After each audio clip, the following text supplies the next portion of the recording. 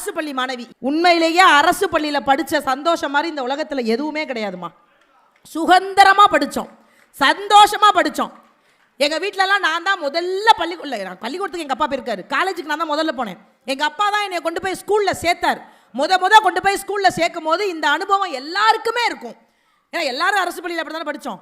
9:30 மணிக்கு ஸ்கூல்னா 9 மணிக்கு தான் சார் நம்ம அந்த ஸ்கூல் வாசல்லே காலை வைப்போம். அந்த காலையில் ஸ்கூலுக்கு அந்த முதல் நாள் போகும்போது பிள்ளைங்க தேமி அழுகும்.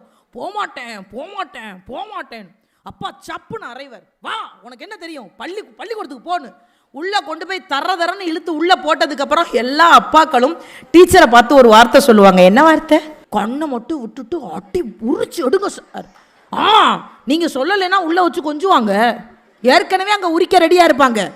இதில் நம்ம போய் சொல்லிட்டு வருவோம், கண்ணை மட்டும் விட்டுட்டு மொத்தத்தையும் உரிச்சு எடுத்துருங்க சார் அப்படின்னு. அவன் அழுவான், நான் போமாட்டேப்பான்னு. காதத்தோடு மூக்கத்தோடு வாயத்தோடுன்னு ஏகப்பட்ட விஷயத்த சொல்லி நம்மளுக்கு கேள்வி கேட்டு பேச வச்சு அதை கொண்டு போய் பள்ளிக்கூடத்துக்குள்ளே திணிச்சு. இதெல்லாம் எப்போ நடந்துச்சு? அப்போ